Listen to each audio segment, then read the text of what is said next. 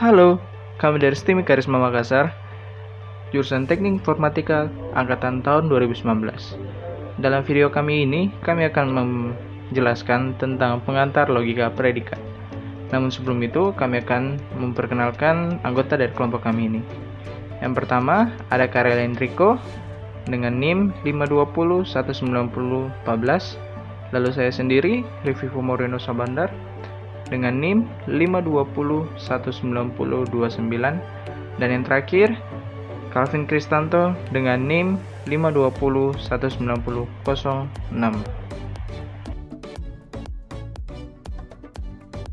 Pendahuluan, pembahasan sebelum materi ini hanya berfokus pada pernyataan dan rumusan pernyataan atau formula. Huruf-huruf seperti P, Q, R, dan sebagainya hanya digunakan sebagai pernyataan atau peubahnya. Analisa kalimat yang sudah dibahas lebih terfokus atau lebih tertuju pada pernyataan-pernyataan majemuk daripada pernyataan yang sederhana. Dua pernyataan atau lebih mempunyai sifat-sifat kebersamaan. Oleh karena itu, pada kalimat sederhana akan ada suatu konsep dengan nama predikat. Logika yang berdasarkan analisa pada suatu pernyataan disebut logika predikat. Contoh soal 1. Kevin dan Natalia berteman. Contoh 2. Yang pertama, semua manusia pasti bernapas. Yang kedua, Surya adalah manusia. Yang ketiga, dengan demikian Surya pasti bernapas. Contoh 3. Yang pertama, jika Surya adalah manusia, maka ia pasti bernafas. Yang kedua, Natalia adalah manusia. Yang ketiga, dengan demikian ia bernafas. Perhatikan dua kalimat ini. Dengan intuisi, maka dapat dikatakan kesimpulan tersebut benar. Tetapi jika kita sajikan dengan formula proporsional, maka akan dapat P. Setiap manusia pasti bernafas. Q. Natalia adalah manusia. R. Natalia pasti bernafas. Maka berdasarkan kerangka berpikir logika proporsional, R bukanlah konsekuensi logis dari P dan Q, karena struktur tersebut dikenal di dalam logika proporsional. Perhatikan dua pernyataan ini. Pernyataan pertama, setiap manusia pasti bernafas. Pernyataan kedua, Natalia adalah manusia. Pernyataan pertama mengandung pernyataan himpunan dari manusia, di mana individu yang merupakan elemen dari himpunan manusia, yang cacahnya dianggap tidak terhingga. Pernyataan kedua, seperti secara implisit, menyatakan anggota dari himpunan manusia. Jadi, hubungan kedua pernyataan tersebut dengan struktur seperti di atas tidak ada dalam logika proposisional. Selanjutnya, jika akan ditunjukkan kebenaran dari pernyataan setiap manusia pasti bernafas dalam logika proposisional, maka haruslah membuktikan kebenaran untuk setiap anggota dari himpunan manusia. Itu adalah suatu hal yang tidak mungkin dilakukan. Untuk itu, kita akan mempelajari tentang logika predikat, yaitu logika proposisional yang diperluas dengan 3 komponen logika, yaitu term, predikat, dan kuantor. Komponen logika predikat. Logika predikat biasa juga dikenal dengan logika order pertama. Logika order pertama merupakan hasil perluasan dari logika proposisi dengan menambahkan 3 komponen logika, yaitu suku, predikat, dan kuantor. Perhatikan contoh berikut. X kurang dari 5. X sama dengan Y ditambah 2. Jika dilihat, pernyataan X kurang dari 5 terdiri dari 2 bagian, yaitu pertama, variabel X sebagai subjek dari pernyataan. Yang kedua, kurang dari 5 merupakan predikatnya yang menyatakan kriteria benar atau salah dari subjeknya. Pertama, kita ubah kalimat X kurang dari 5 dengan P dalam kurung X, di mana P melambangkan predikat dari kurang dari 5 dan X adalah variabelnya. P dalam kurung X bisa juga disebut nilai daripada fungsi proposisi P pada X.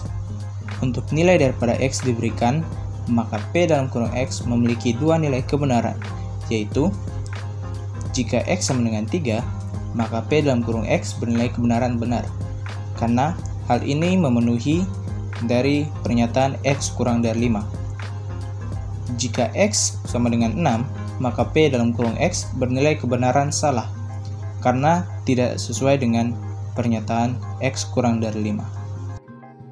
Contoh, jika A dalam kurung X, Y menotasikan pernyataan X sama dengan Y kurang 3, maka tentukan nilai kebenaran dari A 5,8 dan A 3,4. Pertama, kita coba pakai A 3,4, lalu substitusi nilai X dan Y dari A 3,4 ke dalam persamaan X sama dengan Y kurang 3. Kita akan dapat hasilnya 3 sama dengan 4 kurang 3. Dari hasil tersebut, kita sudah pasti tahu bahwa hasil tersebut salah. Maka, nilai kebenaran dari tersebut adalah salah. Selanjutnya, kita pakai A 5,8, lalu substitusi nilai X dan Y dari A 5,8 ke dalam persamaan X sama dengan Y kurang 3. Kita akan dapat hasilnya 5 sama dengan 8 kurang 3. Dari hasil tersebut, kita bisa tahu bahwa nilai kebenarannya adalah benar. Predikat. Dalam tata bahasa, predikat merujuk pada bagian kalimat yang memberikan informasi tentang subjek. Contohnya, titik-titik naik sepeda dan titik-titik kehabisan bahan makanan. Kalau kita baca kedua contoh predikat di atas, kita akan bingung karena informasi di samping ditunjukkan untuk subjek apa. Oleh sebab itu, harus ada subjek yang dimasukkan agar bisa menjadi suatu kalimat yang jelas. Contohnya, Bayu naik sepeda dan Koki itu kehabisan bahan makanan. Dalam ilmu logika, predikat adalah kalimat yang memerlukan subjek di dalamnya. Predikat biasanya disimbolkan dengan huruf seperti P, naik sepeda, Q, kekurangan bahan makanan. Predikat di atas masih memerlukan subjek untuk menyatakan perlunya suatu subjek atau yang tak diketahui pada suatu predikat. Maka dapat ditulis P dalam kurung X dan Q dalam kurung Y. Contoh rumus atomik. Contoh pertama, manusia bernafas. Ditulis B dalam kurung X. B adalah predikat bernafas dan X mewakili manusia. Contoh kedua, Ryu adalah seekor anjing. Ditulis A dalam kurung R. A adalah predikat anjing dan R mewakili Ryu. Contoh ketiga, perkalian antara 2 dan 3 adalah 6. Ditulis K dalam kurung 2,3,6. K adalah predikat dari perkalian. Contoh pernyataan majemuk. Contoh pertama kita ambil dari contoh sebelumnya, manusia bernafas. Fandi adalah manusia, maka ditulis M dalam kurung F. Fandi pasti bernafas, ditulis B dalam kurung F. Fandi adalah manusia, maka Fandi pasti bernafas. Untuk menyatakan kalimat di atas, kita gunakan ekspresi M dalam kurung F konjungsi B dalam kurung F.